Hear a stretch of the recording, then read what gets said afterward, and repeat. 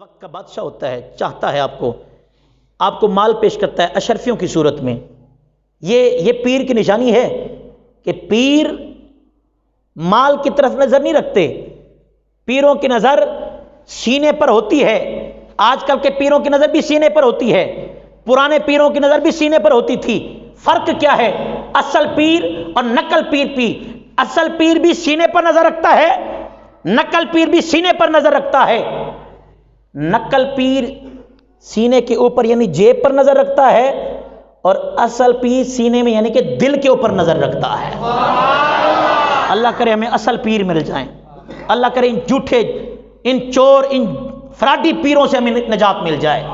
اللہ کرے ہمارا ملک، اس ملک میں سب سے زیادہ نقصان دین کو جو پہنچایا ہے ان 2 نمبر ڈبہ پیروں نے پہنچایا ہے، ان 2 نمبر نعت خانوں نے جو پیسے لے کر، 2 نمبر خطیبوں نے جو مکا کر کے تقریریں کرتے ہیں، اور 2 نمبر ان دین کے ٹھیکیداروں نے دیا ہے۔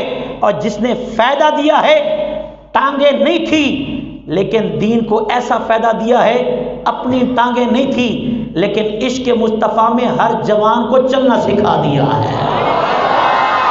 دنیا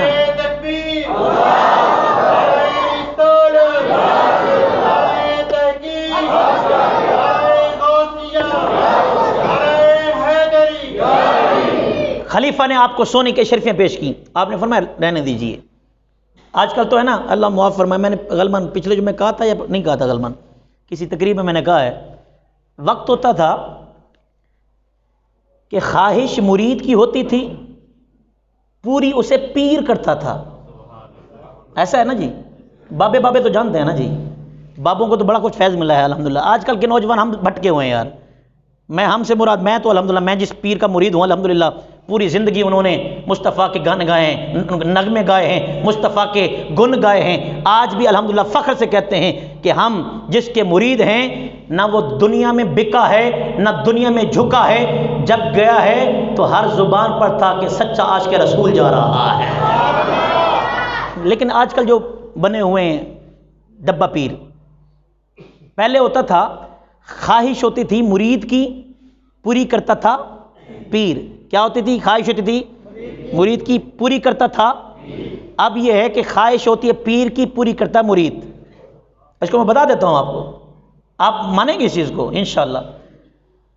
پہلے ہوتا تھا جی پیر صاحب نذرانے لیتے تھے، سنت ہے نذرانے لینا، انکار نہیں ہے۔ آپ یہ جو نذرانے دیتے ہیں یہ صحابہ کرام کی سنت ہے، اور وصول کرنا مصطفیٰ کی سنت ہے۔ اب نذرانے مصطفیٰ بھی کیا کرتے تھے، اصل پیر کیا کرتے تھے، امیروں سے نذرانے لیتے تھے اور غریبوں کی جھولی میں ڈال دیتے تھے۔ یہ ہے نذرانے کا تصور، بس اس کے علاوہ کوئی نہیں ہے کہ پیر صاحب کو نذرانے دو اور پیر صاحب کوٹھی پر کوٹھی، بنگلے پر بنگلہ، اور جناب پلاٹ پر پلاٹ خریدتے جائیں اور انویسٹ کرتے جائیں، امیر بنتے جائیں، اور مرید وہیں کا وہیں بیٹا بیچارہ بیٹھا رہے نا۔ اصل نذرانے کا تصور یہ ہے کہ امیر سے لیا جاتا تھا اور غریب کو دیا جاتا تھا۔ یہ وقت ہوتا تھا حضور غوث اعظم رضی اللہ تعالیٰ عنہ کو ماننے والوں، پہلے وقت ہوتا تھا کہ پیر کی خواہش، مرید کی خواہش ہوتی تھی، پیر پورا کرتا تھا۔ اب عالم الٹ ہو چکا ہے کہ پیر کی خواہش ہوتی ہے، مرید پورا کرتا ہے۔ اس کو مانیں گے آپ؟ کالا بکرا لاؤ جی، خواہش کس کی ہے؟ پیر صاحب کی، پوری کون کرتا ہے؟ چٹا ککڑ لے آنا جی، تھوڑی منت پوری ہو جائے گی۔ خواہش کس کی ہے؟ پوری کون کرتا ہے؟ اچھا لباس کہاں سے ملتا ہے؟ مرید کو کہیں گے اچھا لباس کہاں، تو کدا پیر ہے بھائی، تینوں پتہ ہی نہیں ہے اچھا لباس کہاں سے ملتا ہے؟ جی انارکلی سے، حضور اسحاق ٹیلر سے ملتا ہے، وہاں سے ایک جبہ لے آئیے گا۔ خواہش کس کی ہے؟ پوری کون کر رہا ہے؟ یہ ہماری آنکھوں کے دیکھے حال ہیں۔ وہ وقت گزر گیا، غوث اعظم کی بارگاہ میں اشرفیاں پیش کی گئی نا، تو آپ نے انکار کر دیا، اس نے انکار نہ کیا، مانا نہ، اس نے حضور قبول فرمائے۔ آپ نے لیا، ہلکا سا ایسے مروڑا، خون کے قطرے نکلنے لگ گئے، خون کے قطرے۔ اب تو کیا ہے، حرام بھی لے لو حلال بھی لے لو، حرام بھی لے لو حلال بھی لے لو۔ اس دن میں نے ایک جگہ پر جو ہے وہ ایک یہ بات بتائی تھی، ایک چودھری صاحب تھے، ایک جو ہے وہ مشہور ہے کہ اسی میں نے خطیب سے سنا، کتابی بات نہیں ہے لیکن حقیقت ہے، وہ چودھری صاحب جو ہے نا وہ ڈاکے، چوریاں، اس طرح کے کام، 2 نمبر کام کرتے تھے، اور خطیب صاحب نا ہر جمعے اس کی پھینٹی لگاتے گفتگو کی صورت میں، اے چودھری ہے، اے چودھری ہے، اے حرام کھاتا ہے یہ۔ اب ایک دن ایسا ہوا کہ وہی مولوی صاحب چودھری صاحب کے پاس چلے گئے کہ حضرت، اسی چودھری کے بعد جس کو گالی نکالتے تھے، حضرت مسجد کے لیے چندہ تو عطا فرمائیے۔ کہنے کہ مولانا صاحب آپ تو مجھے کوستے ہیں، آپ تو مجھے برا بلا کہتے ہیں کہ میرا مال حرام ہے، میرا مال حرام ہے، اب آپ میرے پاس چندہ لینے کے لیے آ گئے ہیں۔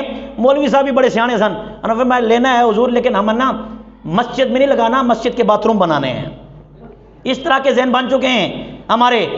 غوث اعظم کی تعلیمات دیکھو، آپ نے فرمایا نہیں لینا، انکار کیا، پہلے پردہ ڈالنے کی کوشش کی۔ یہ ہے ولی کی نشانی، پہلے پردہ ڈالنے کی کوشش کی کہ نہیں چاہیے نہیں چاہیے۔ جب اس نے ضد کی نا، آپ نے شرفی لی اور مڑوڑا، خون کے قطرے نکلنے لگ گئے۔ فرمایا اگر مجھے اس قوم پر ترس نہ آتا، ان کا خیال نہ آتا، تو میں ان کو اتنا نچوڑتا کہ تیرے شہر کی گلیاں خون سے بھر جاتی۔